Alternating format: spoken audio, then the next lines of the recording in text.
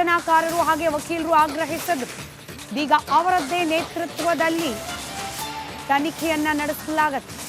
ಕೊನೆಗೂ ಎಸ್ಐಟಿಯನ್ನ ರಚನೆ ಮಾಡಿದೆ ರಾಜ್ಯ ಸರ್ಕಾರ.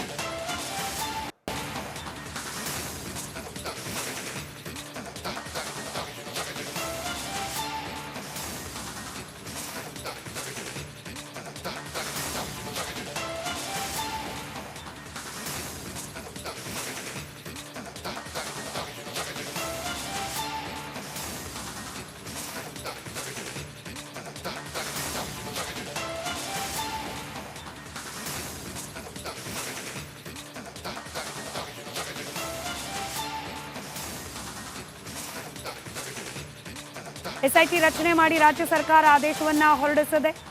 ಈ ಕ್ಷಣದ ಮೇಜರ್ ಅಪ್ಡೇಟ್ ಇದೆ.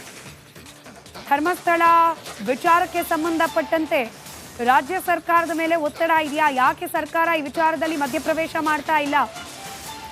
ತನಿಖೆಗೆ ಯಾಕೆ ಸರ್ಕಾರ ಆದೇಶ ನೀಡ್ತಾ ಇಲ್ಲ ಅಂತ ಹೇಳಿ ಅನೇಕ ಹೋರಾಟಗಾರರು ಹಾಗೆ ವಕೀಲರು ಆಗ್ರಹಿಸ್ತಾ ಇದ್ರು. ನೆನೆ ಇದೇ ವಿಚಾರಕ್ಕೆ ಸಂಬಂಧಪಟ್ಟಂತೆ ಮುಖ್ಯಮಂತ್ರಿ ಹಾಗೆ ಗೃಹ ಸಚಿವರು ಸುದೀರ್ಘವಾದ ಮಾತುಕತೆಯನ್ನ ಕೂಡ ನಡೆಸಿದ್ರು.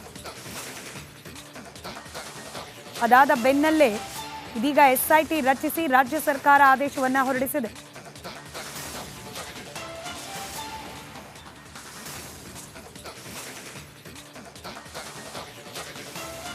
ಈ ಬಗ್ಗೆ ಮತ್ತಷ್ಟು ಡೀಟೇಲ್ಸ್ನೊಂದಿಗೆ ನಮ್ಮ ಇಬ್ಬರು ಪ್ರತಿನಿಧಿಗಳು ಬಸವರಾಜ್ ಹಾಗೆ ಹನುಮಂತು ಇಬ್ರು ನೇರ ಸಂಪರ್ಕದಲ್ಲಿದ್ದಾರೆ. ಮೊದಲಾಗಿ ಹನುಮಂತು, ಸರ್ಕಾರದ ಮೇಲಂತೂ ಪ್ರೆಷರ್ ಇತ್ತು, ನೀವಾಗ್ಲೂ ಕೂಡ ಹೇಳ್ತಾ ಇದ್ರಿ. ಈಗಲೂ ಏನು ಆಕ್ಟ್ ಮಾಡಲಿಲ್ಲ ಅಂದ್ರೆ ಸರ್ಕಾರದ ಮೇಲೆ ಅನುಮಾನ ಹೆಚ್ಚಾಗ್ತಾ ಇತ್ತು. ಈ ಒತ್ತಡಕ್ಕೆ ಮಣಿದು ಸರ್ಕಾರ ಎಸ್ಐಟಿ ರಚನೆ ಮಾಡ್ದಂಗಿದೆ.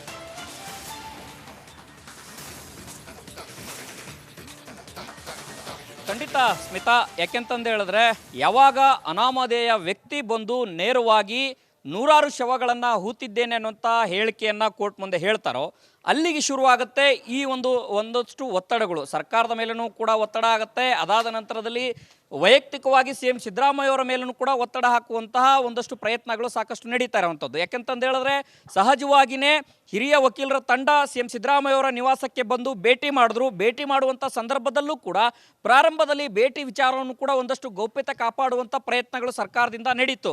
ಯಾಕೆಂತಂದು ಹೇಳಿದ್ರೆ ಅತ್ಯಂತ ಸೂಕ್ಷ್ಮವಾದಂಥ ವಿಚಾರ ಅನ್ನೋ ಕಾರಣಕ್ಕಾಗಿ. ಯಾಕೆಂದರೆ ಒಂದು ಸಹಜವಾಗಿ ಒಂದಲ್ಲ ಎರಡಲ್ಲ ನೂರಾರು ಶವಗಳನ್ನು ಹೂತಿದ್ದೇನೆ ಅನ್ನುವಂಥ ಹೇಳಿಕೆ ಏನಿದು, ಈ ಹೇಳಿಕೆ ಸಾಕಷ್ಟು ಸಂಚಲನವನ್ನು ಸೃಷ್ಟಿ ಮಾಡುತ್ತೋ. ಆ ಕಾರಣಕ್ಕಾಗಿಯೇ ಸರ್ಕಾರ ಒಂದಷ್ಟು ಎಚ್ಚರಿಕೆ ಹೆಜ್ಜೆಗಳನ್ನು ಇಡಬೇಕು ಅನ್ನೋಂಥ ತೀರ್ಮಾನಕ್ಕೆ ಬಂದಂತ ಕಾಣಿಸ್ತು. ಆ ಕಾರಣಕ್ಕಾಗಿಯೇ ಗೃಹ ಸಚಿವ ಡಾಕ್ಟರ್ ಜಿ ಪರಮೇಶ್ವರ್ ಅವರನ್ನು ಕರೆದ್ಬಿಟ್ಟು ಅವ್ರ ಜೊತೆಗೆ ಒಂದಷ್ಟು ಕೂಲಂಕುಷವಾಗಿ ಮಾತುಕತೆಯನ್ನು ನಡೆಸಿ ಪ್ರಾಥಮಿಕ ಹಂತದ ತನಿಖೆ ಯಾವ ರೀತಿ ಇದೆ, ಪೊಲೀಸ್ ಇಲಾಖೆಯಿಂದ ಯಾವ ರೀತಿ ತನಿಖೆಗಳು ಆಗ್ತಾ ಇದೆ ಅನ್ನೋಂಥ ಚರ್ಚೆಗಳ ಹೊತ್ತಿನಲ್ಲೇ ನಿವೃತ್ತ ಸುಪ್ರೀಂ ಕೋರ್ಟ್ನ ನ್ಯಾಯಾಧೀಶರಾದಂತಹ ಗೋಪಾಲ್ ಗೌಡರು ಕೂಡ ಒಂದಷ್ಟು ಒತ್ತಡ ಹಾಕುವಂಥ ಪ್ರಯತ್ನ ಮಾಡಿದ್ರು. ಮತ್ತು ನಟ ನಟಿಯರು ಕೂಡ ಒತ್ತಡ ಹಾಕುವಂಥ ಪ್ರಯತ್ನಗಳನ್ನು ಕೂಡ ಮಾಡಿದರು. ರಮ್ಯಾ ಅವರು ಸೇರಿದಂತೆ ಒಂದಷ್ಟು ನಟ ರಾಕೇಶ್, ಅದರಲ್ಲೂ ಕೂಡ ಪ್ರಕಾಶ್ ರೈ ಅವರಲ್ಲೂ ಕೂಡ ಎಕ್ಸ್ನಲ್ಲಿ ಪೋಸ್ಟ್ ಮಾಡುವ ಮೂಲಕ ಒಂದಷ್ಟು ರಾಜಕೀಯ ಒತ್ತಡವನ್ನು ಮಾಡಿದ್ರ ಅನ್ನುವಂಥ ಚರ್ಚೆಗಳು ಜೋರಾಗಿ ನಡೀತಾ ಇದೆ.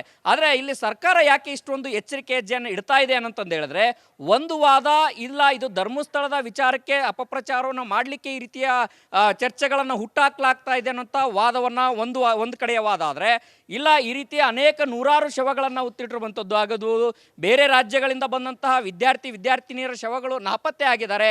ಆ ಒಂದು ನಾಪತ್ತೆ ಆಗಿರುವಂಥದ್ದು ಎಲ್ಲಿಗೆ ಹೋದ್ರು ಅನ್ನೋಂಥ ಮಾಹಿತಿ ಕೂಡ ಸರ್ಕಾರದ ಬಳಿ ಇಲ್ಲ, ಪೊಲೀಸ್ ಇಲಾಖೆ ಬಳಿ ಇಲ್ಲ ಅನ್ನುವಂತಹ ಒಂದಷ್ಟು ಚರ್ಚೆಗಳು ನಡೆಯುವಂತಹ ಸಂದರ್ಭದಲ್ಲಿ ಮಹಿಳಾ ಆಯೋಗವು ಕೂಡ ಸರ್ಕಾರಕ್ಕೆ ಮತ್ತು CM ಸಿದ್ದರಾಮಯ್ಯ ಅವರಿಗೆ ಪತ್ರವನ್ನು ಬರೆದ್ರು. ಅದರಲ್ಲೂ ಕೂಡ ಧರ್ಮಸ್ಥಳದ ಪೊಲೀಸ್ ಅಧಿಕಾರಿಗಳಿಗೂ ಕೂಡ ನೇರವಾಗಿ ಪತ್ರವನ್ನು ಬರೆದು ಇದುವರೆಗೂ ಕೂಡ ಕಳೆದ ಅನೇಕ ವರ್ಷಗಳಿಂದ ಎಷ್ಟು ಪ್ರಕರಣಗಳಲ್ಲೂ ನಾಪತ್ತೆ ಆಗಿದ್ದಾವೆ, ನಾಪತ್ತೆ ಆದಂಥವ್ರನ್ನ ಎಷ್ಟು ಪ್ರಕರಣದಲ್ಲಿ ಪತ್ತೆ ಮಾಡಲಾಗಿದ್ದಾರೆ, ಎಷ್ಟು ಜನ ಪತ್ತೆ ಆಗಿದ್ದಾರೆ, ಅದರಲ್ಲಿ ಎಷ್ಟು ಸಹಜವಾದಂಥ ಕೊಲೆಗಳು ಎಷ್ಟಾಗಿದ್ದಾವೆ, ಅತ್ಯಾಚಾರ ಪ್ರಕರಣಗಳು ಎಷ್ಟಾಗಿದ್ದಾವೆ, ಇದೆಲ್ಲವೂ ಕೂಡ ಕೂಲಂಕುಷವಾಗಿ ಮಾಹಿತಿ ಕೊಡಬೇಕು ಅನ್ನೋಂಥ ಒಂದಷ್ಟು ಪತ್ರವನ್ನು ಕೂಡ ಮಹಿಳಾ ಆಯೋಗ ಬರೆದಿತ್ತು.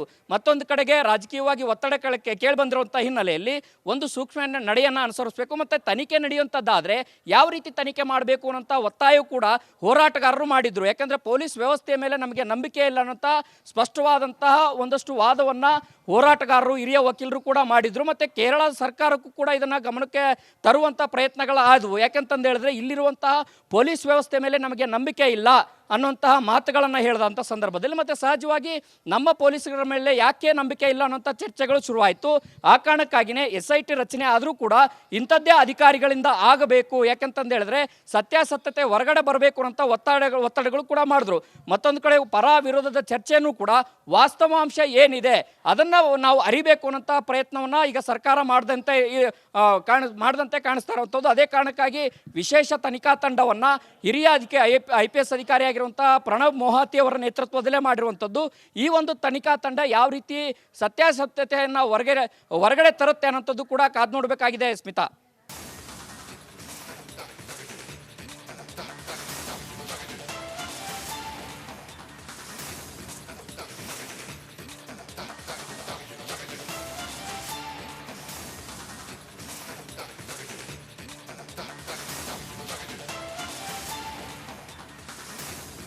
ಹೋರಾಟಗಾರರು ಹಾಗೆ ವಕೀಲರು ಆಗ್ರಹಿಸಿದ ಅಧಿಕಾರಿಯ ನೇತೃತ್ವದಲ್ಲೇನೆ ತನಿಖೆಗೆ ಇದೀಗ ರಾಜ್ಯ ಸರ್ಕಾರ ಅಸ್ತು ಎಂದಿದೆ. ಪ್ರಣವ್ ಮೊಹಂತಿ ಅವರ ನೇತೃತ್ವದಲ್ಲೇನೆ ತನಿಖೆ ಆಗಬೇಕು ಅಂತ ಹೇಳಿ ನಮಸ್ಕಾರ, ನೀವು ನೋಡ್ತಾ ಇದ್ದೀರಾ ರಿಪಬ್ಲಿಕ್ ಕನ್ನಡ. ನಾನು ಸ್ಮಿತಾ ರಂಗನಾಥ್. ಧರ್ಮಸ್ಥಳ ಗ್ರಾಮದಲ್ಲಿ ಅದರ ಆವರಣದಲ್ಲಿ ನೂರಾರು ಶವಗಳನ್ನ ಹೂತಿಟ್ಟ ಬಗ್ಗೆ ಅನಾಮಧೇಯ ವ್ಯಕ್ತಿ ಕೋರ್ಟ್ನ ಮುಂದೆ ನೀಡಿದ ಹೇಳಿಕೆ ವಿಚಾರ, ಇದರ ತನಿಖೆಯನ್ನ ನಡೆಸಲಿಕ್ಕೆ ಇದೀಗ ಸರ್ಕಾರ SITಯನ್ನ ರಚನೆ ಮಾಡಿದೆ. ಅದರಲ್ಲೂ ಇದರ ತನಿಖೆಯನ್ನ ಆಗ್ರಹಿಸಿ ಅನೇಕ ಹೋರಾಟಗಾರರು ಹಾಗೆ ವಕೀಲರು ಧ್ವನಿ ಎತ್ತಿದ್ರು, ರಾಜ್ಯ ಸರ್ಕಾರವನ್ನ ಆಗ್ರಹಿಸಿದ್ರು. ಇಂಥದ್ದೇ ಅಧಿಕಾರಿಯ ನೇತೃತ್ವದಲ್ಲಿ ತನಿಖೆ ಆಗಬೇಕು ಅಂತ ಹೇಳಿ ಇದೀಗ ಕೊನೆಗೂ SITಗೆ ವಹಿಸಿ ರಾಜ್ಯ ಸರ್ಕಾರ ಆದೇಶವನ್ನ ಮಾಡಿದೆ. ಈ ಕ್ಷಣದ ಅತಿ ದೊಡ್ಡ ಬ್ರೇಕಿಂಗ್ ಅಪ್ಡೇಟ್ ಇದು. IPS ಅಧಿಕಾರಿ ಪ್ರಣವ್ ಮೊಹಂತಿ ಅವರ ನೇತೃತ್ವದಲ್ಲಿ ಟೀಮ್ ರಚನೆ ಆಗೋದಿದೆ. ಅನುಚೇತ್, ಜಿತೇಂದ್ರ ಕುಮಾರ್, ಸೌಮ್ಯಲತಾ ಸೇರಿದಂತೆ ಒಟ್ಟು 4 ತಂಡ ಇದೇ ಪ್ರಕರಣಕ್ಕೆ ಸಂಬಂಧಪಟ್ಟಂತೆ ತನಿಖೆಯನ್ನ ಮಾಡುವವರಿದ್ದಾರೆ.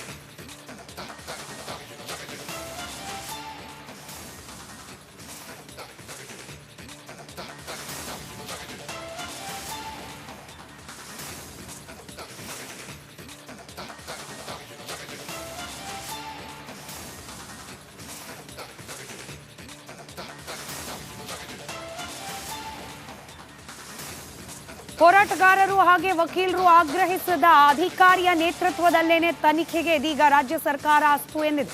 ಪ್ರಣವ್ ಮೊಹಂತಿ ಅವರ ನೇತೃತ್ವದಲ್ಲೇನೆ ತನಿಖೆ ಆಗಬೇಕು ಅಂತ ಹೇಳಿ ಇದೀಗ ಕೊನೆಗೂ SITಗೆ ವಹಿಸಿ ರಾಜ್ಯ ಸರ್ಕಾರ ಆದೇಶವನ್ನ ಮಾಡಿದೆ. ಈ ಕ್ಷಣದ ಅತಿ ದೊಡ್ಡ ಬ್ರೇಕಿಂಗ್ ಅಪ್ಡೇಟ್ ಇದು. IPS ಅಧಿಕಾರಿ ಪ್ರಣವ್ ಮೊಹಂತಿ ಅವರ ನೇತೃತ್ವದಲ್ಲಿ ಟೀಮ್ ರಚನೆ ಆಗೋದಿದೆ. ಅನುಚೇತ್, ಜಿತೇಂದ್ರ ಕುಮಾರ್, ಸೌಮ್ಯಲತಾ ಸೇರಿದಂತೆ ಒಟ್ಟು 4 ತಂಡ ಇದೇ ಪ್ರಕರಣಕ್ಕೆ ಸಂಬಂಧಪಟ್ಟಂತೆ ತನಿಖೆಯನ್ನ ಮಾಡುವವರಿದ್ದಾರೆ.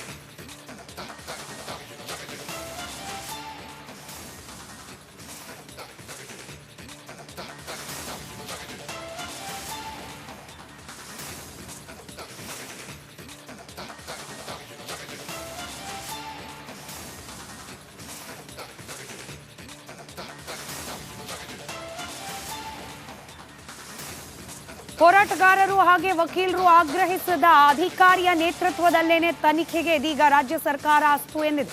ಪ್ರಣವ್ ಮೊಹಂತಿ ಅವರ ನೇತೃತ್ವದಲ್ಲೇನೆ ತನಿಖೆ ಆಗಬೇಕು ಅಂತ ಹೇಳಿ